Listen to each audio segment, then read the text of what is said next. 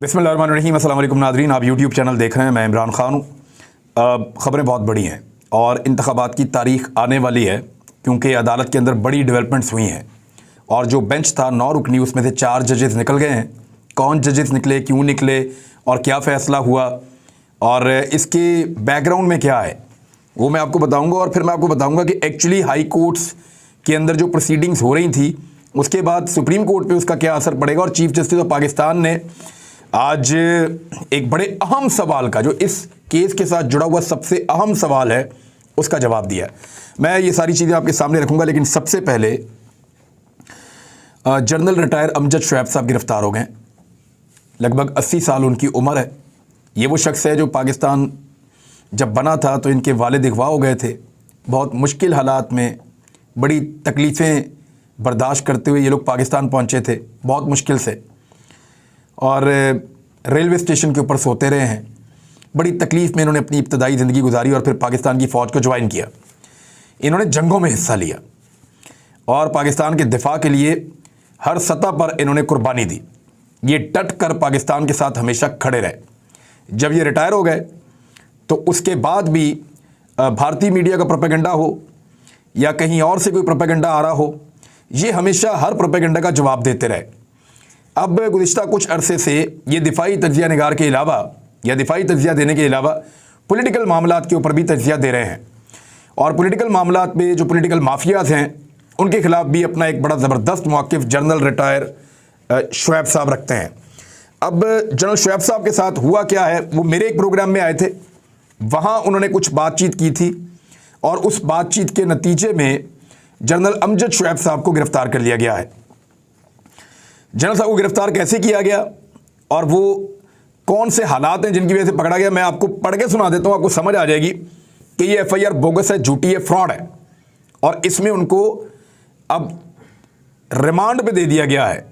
यानी वो शख्स जिसने पाकिस्तान के लिए जंगें लड़ी, वो शख्स जिसने रिटायरमेंट के बाद भी पाकिस्तान के लिए आवाज़ उठाई, वो शख्स जो हमेशा अपने सीने के साथ पाकिस्तान का परचम लगा कर रखता है, आज जब वो अदालत में पेशी के लिए आ रहा था तब भी उसके सीने के ऊपर, उसके कोट के ऊपर पाकिस्तान का परचम लगा हुआ था।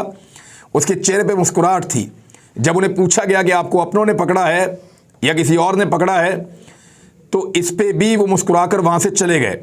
लेकिन उस मुस्कुराहट के अंदर जो तकलीफ़ है उसको पूरे पाकिस्तान ने महसूस किया है और इसमें बहुत ज़्यादा रंज है, बहुत ज़्यादा गम है जो रिटायर फ़ौजियों की तंजीम है उसमें, क्योंकि जनरल साहब उस तंजीम को लीड करते हैं और जनरल साहब बड़े मुतहर्रिक इंसान हैं, एक बुज़ुर्ग इंसान हैं और उनकी पाकिस्तान के लिए बहुत सारी खिदमात भी हैं। उनके पॉलिटिकल पॉइंट ऑफ व्यू से अब इख्तलाफ कर सकते हैं, मुख्तलिफ़ चीज़ें जो वो कहते हैं उनसे आप इख्तलाफ कर सकते हैं, लेकिन आज़ादी इजहार राय आप उनसे नहीं छीन सकते। आज़ादी इजहार राय आप उनसे नहीं छीन सकते, किसी से भी नहीं छीन सकते, और जिससे भी छीनी जाएगी उसके खिलाफ बात की जानी चाहिए। अब जनरल साहब ने ऐसा क्या कहा कि उनके ऊपर ये मुकदमा हो गया, मैंने सारा ट्रांसक्रिप्ट निकाल कर आपके सामने रखा है। जनरल साहब से जब मैंने सवाल किया तो मैंने सवाल किया था इकॉनमी के ऊपर, और मैं फ़ारूक हबीब की तरफ जा रहा था तो जनरल साहब ने मुझे रोका और रोक कर वो बोलना चाह रहे थे।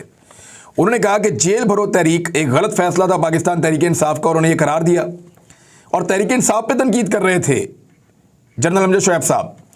उन्होंने कहा कि जेल भरो तहरीक गलत फैसला था, जो हुक्मरान होता है वो बेशर्मी पे उतरा होता है, कोई फ़र्क नहीं पड़ता, वो पूरे पाकिस्तान में आपके पकड़े हुए लोगों को फैला देगा, फिर आप अपने आप को अजियत देंगे। यानी इस किस्म की बातें वो कर रहे थे। लॉन्ग मार्च से भी कभी हुकूमत नहीं बदली, अपने लोगों को जलीलो ख्वार किया, ये इमरान खान साहब की पॉलिसीज़ पे तनकीद हो रही है। और फिर कहा कि उनके घरों में भी छलांगे लगवाएंगी, फिर क्योंकि वो पुलिस वगैरह घरों पे कूद के आ गई थी, तो वो सारी वो सिनेरियो बता रहे थे कि ना लॉन्ग मार्च अच्छा आइडिया था, ना जेल भरो तहरीक अच्छा आइडिया था। ये जनरल रिटायर अमजद शुऐब साहब कह रहे थे। मैंने उनसे यहाँ पे एक सवाल टोक के मैंने कहा, तो फिर इमरान खान साहब घर बैठ जाएं और बैठकर बदवाएं दें और क्या उसके नतीजे में कोई तब्दीली आएगी? तो इस पे जनरल साहब ने फिर कहा कि आप अपनी स्ट्रेटजी पे वर्कआउट करें, आप अपनी हिकमत अमली वर्कआउट करें, यानी अपनी हिकमत अमली आप तैयार करें। जनरल साहब ये कह रहे हैं। ज़रा आप एक एक जुमले पे आप गौर कीजिएगा। ये एक पैराग्राफ है जिसके ऊपर मुकदमा दर्ज हुआ है जनरल साहब पे, और उनको फिर बागी गद्दार ये सारी जो एक खेल खेला जाता है पाकिस्तान में हमेशा से, वही खेल जनरल रिटायर अमजद शुऐब साहब के साथ खेला जा रहा है। यानी उस आदमी को जो पाकिस्तान का वफादार रहा हमेशा, उसको पाकिस्तान का बागी डिक्लेयर किया जा रहा है कि ये बगावत पे उकसा रहा है पाकिस्तान के लोगों को। अब जनरल साहब क्या कह रहे हैं कि आप अपनी स्ट्रेटजी वर्कआउट करें। फिर जनरल साहब कहते हैं कि मिसाल के तौर पर, यानी उन्होंने जो बात की वो फॉर एग्जांपल की है, मिसाल के तौर पे की है। अब मिसाल के तौर पे कुछ भी कह सकते हैं। मिसाल के तौर पे खुदा न खास्ता इंडिया पाकिस्तान पे हमला कर देता है, मिसाल के तौर पे कोई बहुत बड़ा हादसा हो जाता है, मिसाल के तौर पे वो कुछ भी कह सकते हैं, कोई बड़ी से बड़ी बात कर सकते हैं, क्योंकि वो एक मिसाल दे रहे हैं, वो कोई डायरेक्शन नहीं दे रहे। तो उन्होंने कहा मिसाल के तौर पर अगर आपके कहने पर, अगर आप कहते हैं कि जी कल इस्लामाबाद में सरकारी दफ्तरों में कोई नहीं जाएगा, और अगर आपकी कॉल पर लोग नहीं जाते तो अगले दिन हुकूमत सोचेगी कि हम बैठे। तो यहां तक उन्होंने बात की, यहां से मैंने उनको टोक दिया। अब जरा ये देखें कि इस पैराग्राफ के अंदर क्या है ऐसा।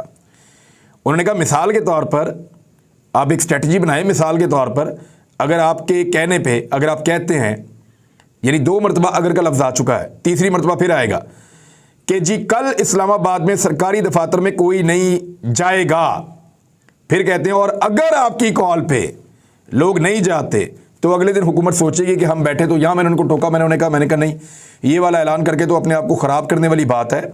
इसका रीज़न ये है कि पाकिस्तान के जो सरकारी महकमों में काम करने वाले लोग हैं उनको ट्रेंड ऐसे किया जाता है कि वो खासे बुज़दिल हो जाते हैं, ये मैंने कहा उसमें, और फिर वो इन महकमों में नौकरी के ऐसे गुलाम बन जाते हैं कि अपनी आज़ाद सोच के मुताबिक फ़ैसला नहीं कर पाते। मैंने उनके इस आइडिया को कहा कि नहीं, ये ड्रॉप आइडिया है, या मुझे लगा कि ये फ्लॉप आइडिया है, ये नहीं हो पाएगा। लोग अपनी नौकरियां ख़राब नहीं करते पाकिस्तान जैसे मुल्क के अंदर जहां पे बहुत ज़्यादा अदम तहफ़्फ़ुज़ के शिकार हैं पहले ही लोग। अब ज़रा इस पर गौर करें कि कहा क्या, जनरल साहब ने क्या कहा। उन्होंने एक मिसाल के तौर पे बात की, और इस पे इस वक्त वो जिस्मानी रिमांड 80 साल की उम्र में अपने सीने पे पाकिस्तान का परचम लगाकर भुगत रहे हैं। ये है जी वो मामला, मैंने आपके सामने रख दिया।